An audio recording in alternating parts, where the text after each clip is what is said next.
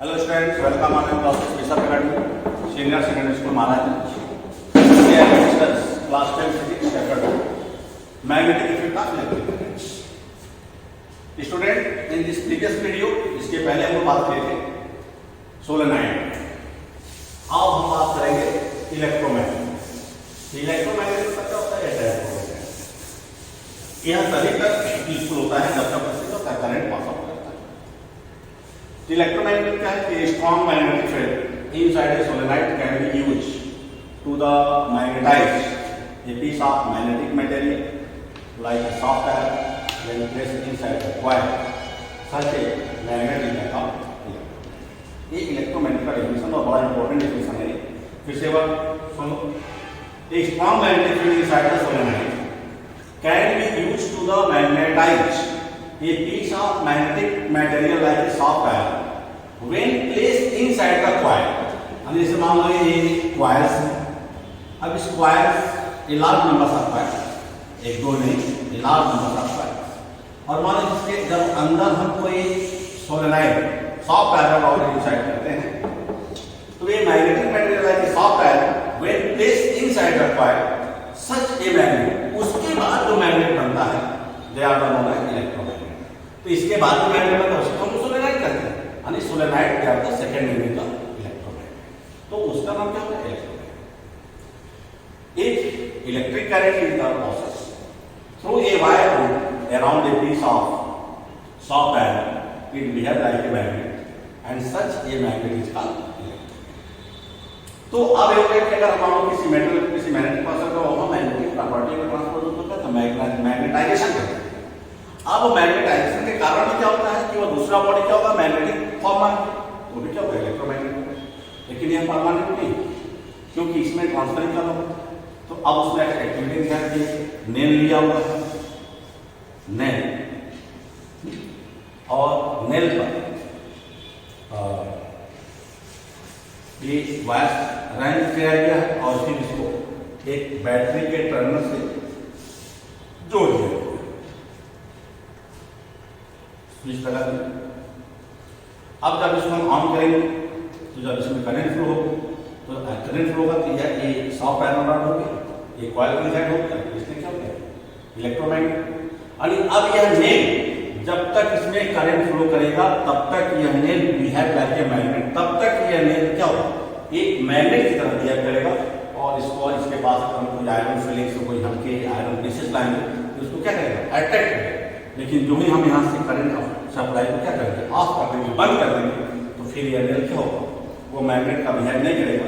उसके पास कोई हम आयरन फिलिंग्स मटेरियल ले जाएंगे, पिन ले जाएंगे, तो उसको अपनी तरफ अट्रैक्ट नहीं करेगा. तो इसलिए क्या होगा, इसको हम लोग कहते हैं टेम्पोररी मैग्नेट कहते हैं. And that this property be develop further time when the current be process event, जब तक इसमें करंट पास होगा तभी तक ये मैग्नेट का बिहेव करेगा, अन्यथा इसमें कोई मैग्नेटिक इफेक्ट नहीं. तो इलेक्ट्रोमैग्नेट क्या होगा, ना कि सोलेनॉइड का यूज होगा इलेक्ट्रोमैग्नेट होगा. The strong magnetic field inside the solenoid can be used to be the magnetize a piece of magnetic material like a soft iron when placed inside the coil. Such a magnet is called electromagnet. आप दूसरे वे में बोल सकते हैं electric current passes through a wire through around a piece of soft iron and it behave like a magnet. यानी किसी soft iron के चारों तरफ हम कोई करंट फ्लो करा रहे हैं और वह सॉफ्ट आयरन अगर मैग्नेट के जैसा व्यवहार कर रहा है, बिहेव कर रहा है, तो it is known as electromagnet, उसको इलेक्ट्रोमैग्नेट कहते हैं. अब यानी force on a conductor carry current in magnetic field, तो अब करेंगे फोर्स इन, तो फोर्स को काम करेगा. तो जब यहाँ पे इलेक्ट्रोमैग्नेट की बात करते हैं, यहाँ पे हम बात कर रहे हैं फोर्स की, यहाँ पे लॉरेंस फोर्स साइंटिस्ट ने यहाँ पे F के दो फॉर्मूला लगाते हैं. एक लगाते हैं QVV, charge multiply velocity multiply magnetic field, और एक फॉर्मूला होता है आपका IV, current into magnetic field into magnet. ये दोनों मैग्नेटिक फोर्स के लिए फॉर्मूले लिए जाते हैं, लेकिन आपको एक नहीं मिलेगा, QVV भी नहीं मिलेगा और IV भी नहीं मिलेगा. ये दोनों साथ साइन लगाया जाता है, ये वेक्टर और डॉट की बात किया जाता है अपर पास में. तो लॉरेंट फोर्स होता है, तो उसके हम डिस्कस तो नहीं कर रहे हैं, लेकिन अब बता दिए।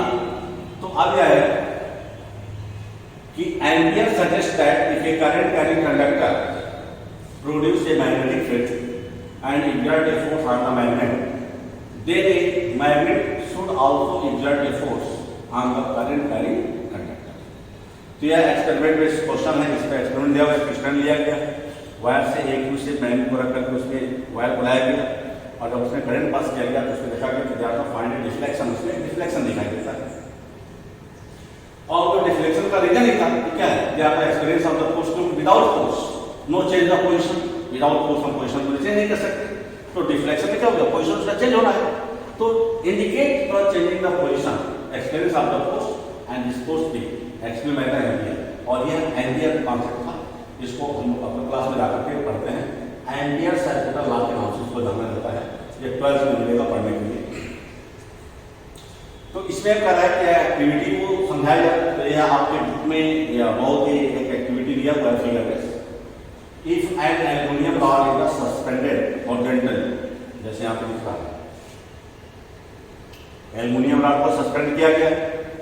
If aluminium rod is suspended horizontally by a wire between the pole of a half magnet, half magnet इसके पोल के बीच में सस्पेंड किया गया।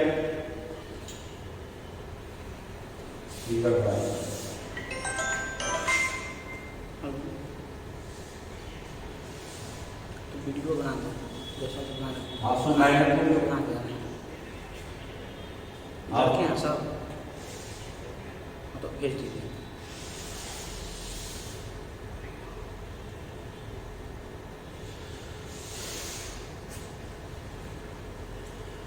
होगी तो हाफ मैग्नेट एंड करंट का प्रोसेस थ्रू द वायर। अब वायर के थ्रू इसमें क्या हुआ, करंट पास किया, करंट इसमें पास किया जा रहा है। तो जब करंट पास किया जा रहा है, passes through wire, then the aluminium rod is displaced, तब एल्युमिनियम जो रॉड है वो क्या होगा, कभी नीचे या कभी ऊपर डिस्प्लेस होगा और डिस्प्लेस इफ द डायरेक्शन का करंट का रिवर्स, आप करंट का डायरेक्शन को रिवर्स कर देते हैं, then the force of reverse the direction of the displacement also reverse. तो अब करंट कि अगर यह दिशा तो नीचे आएगा, जब हम करंट को रिवर्स करेंगे तो यह नीचे ऊपर हो जाएगा। इसका मतलब हो गया कि अगर क्लॉकवाइज होगा तो नीचे आएगा और एंटी क्लॉकवाइज होगा वो ऊपर जाएगा। तो when direction of the current के रिवर्स, तो हम जब डायरेक्ट करंट के डायरेक्शन को रिवर्स करेंगे तो जो डिस्प्लेसमेंट ऑफ रॉड है क्या होगा, रिवर्स होगा। तो अब if the force exerted the maximum, the conductor is the perpendicular to the magnet। अब कह रहा है कि इसमें जब मैक्सिमम फोर्स का इफर्ट होगा, तो जब मैक्सिमम फोर्स का इफर्ट होगा तो यहाँ पे जो कंडक्टर है, जो एल्युमिनियम का जो रॉड रखा गया है, it is perpendicular to magnetic, तो वहाँ पे जो मैग्नेटिक फील्ड होगा वह इसके परपेंडिकुलर हो जाएगा। तो that is there the experience and if we get aluminum rod, they are attached to the strand, they are the position between ये half magnet north and south को, ये करंट भी passes through the half, then we are find the deflection of aluminium, और deflection of aluminium को क्या हुआ, change the position, और change the position हो गया दे आर द एक्सपीरियंसेस। तो अब कह रहा है कि अगर मान लो कि ये क्लॉकवाइज है, तुम्हारा डायरेक्शन नीचे की तरफ आ रहा है, लेकिन जब यही एंटी क्लॉकवाइज होगा तो यह डिस्प्लेसमेंट नीचे न हो क्या होगा, ऊपर होगा। जब हम करंट के डायरेक्शन को रिवर्स करेंगे तो in this case we are change the position displacement of the aluminium rod, तो हमारे एल्युमिनियम रॉड की पोजीशन क्या होंगे, चेंज। तो they are the a very simple concept जो आपका explain in the activities further when you are offline classes. अब इस बात है कि Fleming left hand, that is very important point of this chapter, Fleming rules. अब Fleming left hand rule क्या और राइट हैंड रूल।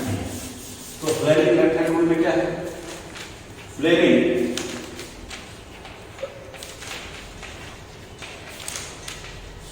लेफ्ट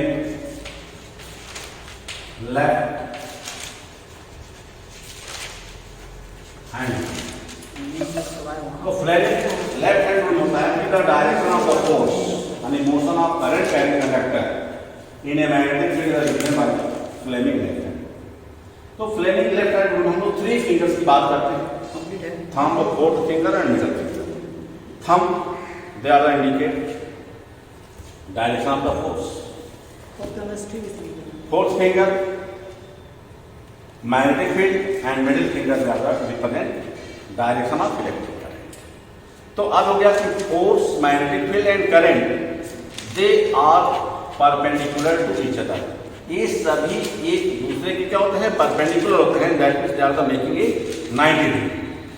तो in Fleming rules में डिफाइन होता है कि इन रिप्रेजेंटेशन ये thumb is the represent magnetic force, fourth finger represents the magnetic field and middle finger is the represent electric current and each are perpendicular to each other. और यह सब एक दूसरे के क्या होते हैं, परपेंडिकुलर होते हैं. यानी अब जैसे मान लो यहाँ पे 90 डिग्री है यहाँ. अब जैसे मान लो इसको देखने के लिए अगर हम किसी कमरे के कॉर्नर को देखें तो आपको 3 साइड दिखाई देता है, लेंथ है, ब्रेथ और एक हाइट. अब वहाँ पे कहा उसमें से किसी भी 2 साइड को हम कंपेयर करें तो वहाँ पे क्या होता है कि 90 डिग्री पर क्या होता है, टर्न होता है. तो यहाँ पे जो 3 फिंगर्स हैं, जैसे वो 3D फिगर्स है उसी तरह से 3D है. तो इसमें जो डायरेक्शन होता है ये एक दूसरे के क्या होते हैं, परपेंडिकुलर होता है, 90 डिग्री होते हैं. तो फ्लेमिंग लॉ स्टेट क्या करता है, तो Fleming law state that if we hold the thumb, four finger and middle finger of the left hand perpendicular to each other such that the forefinger point in the direction of magnetic field, middle finger points in the direction of current, then the thumb shows the direction of force, motion of conductor. तो FBI आप इसको कर सकते हैं. अब FBI या इसको अपने कोड में याद करने के नाम इसको फादर, मदर एंड चाइल्ड कर सकते हैं. चाइल्ड जो आपके पास हो. अब फादर का फर्स्ट लेटर में जैसे एफ हो, मदर का फर्स्ट लेटर में क्या लेंगे, एम ले लेंगे, और चाइल्ड का first letter F M C D. यानी force, magnetic field and current. Force, magnetic field and current. यानी thumb is the symbol of the force, fourth finger is the symbol of magnetic field and middle finger is the symbol of current. ये FBI के बाद आएंगे तो thumb force है क्योंकि magnetic field का symbol भी होता है, ठीक है, और I का सिंबल ऑफ करंट. तो FBI से करेंगे father, mother, child, father, mother, child, force, magnetic field and current. तो फ्लेमिंग रूल में इतना डिस्कशन आया कि what is the symbol of the thumb, fourth finger and middle finger. तो thumb is the symbol of magnetic force, fourth finger is the symbol of magnetic field and middle finger is the symbol of electric current of motion. और कोई है? तो अब ये हो गया Fleming left hand में father, mother, child, and that is your 3 fingers are explained. Thumb is the force, fourth finger is the magnetic field, and middle finger is the current, and each are perpendicular to each other. आज चला है कि Fleming left hand rule को the direction of the current, force and magnetic field can be illustrated through a simple rule called Fleming left hand. If the direction of the current is at right angle to the direction of the magnetic field, according to this rule, stretch the thumb, forefinger and middle finger of your left hand such that they are mutually perpendicular. The first finger points in the direction of the magnetic field and the second finger in the direction of current. Then thumb will be point in the direction of motion or force acting on the conductors. Thank you students watching this video. They are the very important Fleming left hand rule. और Fleming left hand में ये three left hand के 3 finger पर focus करेंगे. Thumb, fourth and middle. Thumb is the symbol of the force, fourth finger is the symbol of magnetic field, and middle finger is the symbol of electric current. Thank you.